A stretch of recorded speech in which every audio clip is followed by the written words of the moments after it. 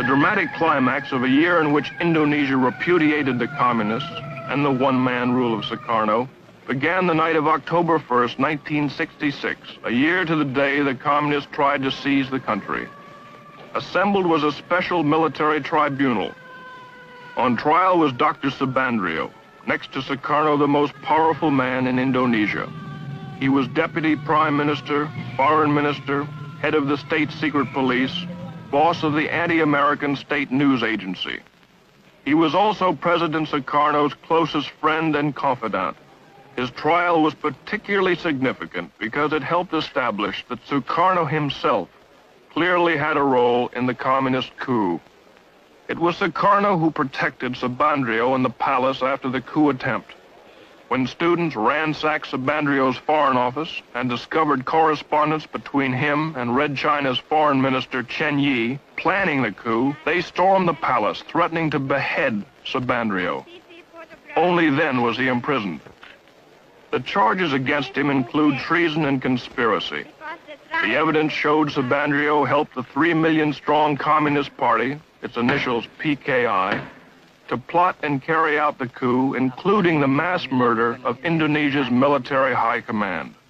It was charged that he welded the Indonesia-Peking axis, stole government funds, invented stories to discredit the United States, and conspired with Red China to smuggle guns to Indonesia's communists. Haji Dr. Subandrio pleaded innocent to all the charges.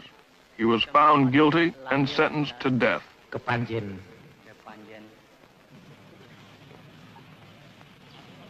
Hundreds more involved in the PKI coup are in prisons. Painstaking interrogations have pieced together the incredible plot. Being questioned is the commander of one of the 3 divisions that spearheaded the coup, Captain Suradi. Supported by the PKI, their mission was to disable the army by murdering its top commanders, seize all communications, and immobilize the government long enough for the PKI politicians to take over.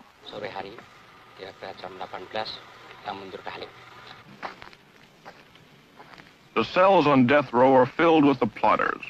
Only because General Suharto and Nasution escaped their murderers and rallied loyal army units was the coup crushed. Colonel Latif here tried to kill General Nasution, was wounded in the process, and now awaits trial. During the coup, Latif directed tactical operations. General Parman, chief of the Army Intelligence, was killed by this man. He shot General Yani, chief of the army. Here the murderer of the deputy chief of staff. Lance Corporal Hargiono missed General Nasution, but shot his sister and infant daughter 5 times.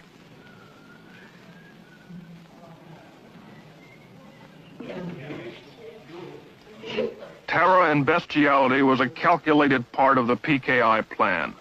They even had special mutilation squads made up of girls.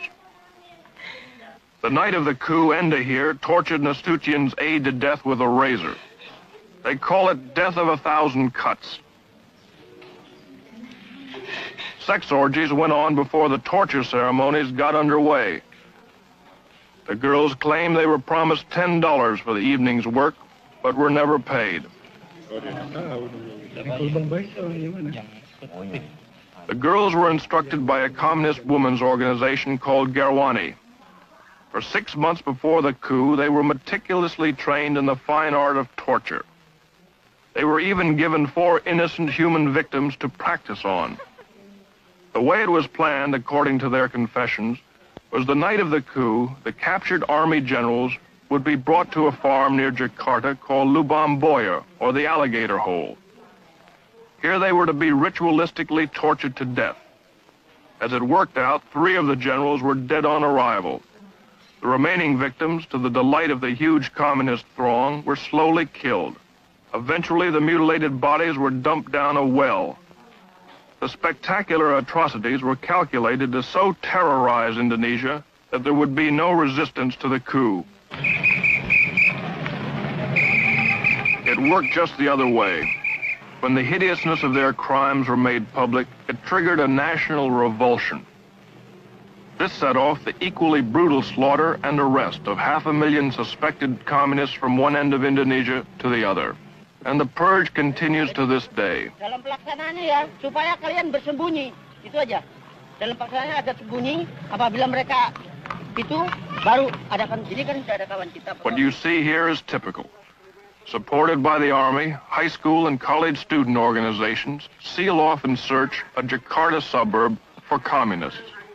Homes are entered and searched. Men, women, and children are interrogated. Identification papers are examined. Ini buat tanah, Bapak tahu.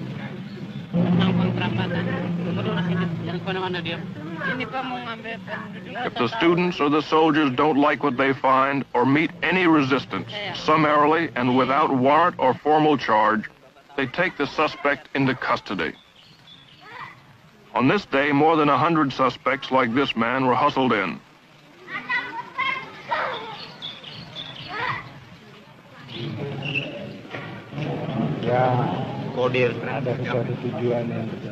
A kind of kangaroo court, supervised by military officers, was held in a nearby building.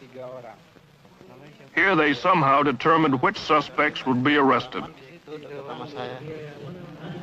Di RT 18? Iya. RT 3? Ada Slamet Mulyono. Di mana itu? 60 were taken off to jail this day, and very uncertain fates. Siapa? Nurrahman. Mulyono. The bitterest current purge is against the Chinese. Between 15 and 40,000 have been killed. The slogans say, Sukarno is the dog of Peking. Sukarno, whore of Peking. The communists are the Chinese. Kill the Chinese. In some places, Chinese stores must be labeled with the sign RRT, meaning People's Republic of China. Usir means kick out the Chinese. The hatred for the Chinese, even the loyal Chinese, is due in a large part to the fact they dominate 80% of the economy, and many refuse to integrate or assimilate with the Indonesians.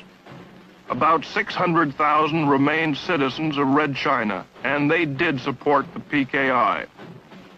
Worst of the Chinese pogroms are here in Sumatra. Last August, a Muslim group gave the 7,000 Chinese in their district 5 days to get out. To prevent their slaughter, the army packed them into makeshift camps. They reacted strongly when we tried to film their plight.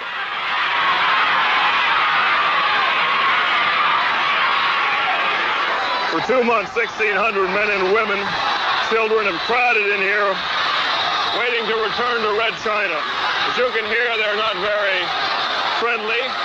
They're very short of food.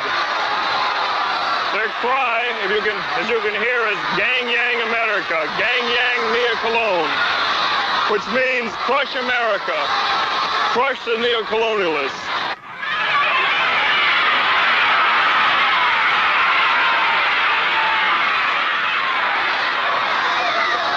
Watch out, Julie, here come the stones. They're throwing stones at us here.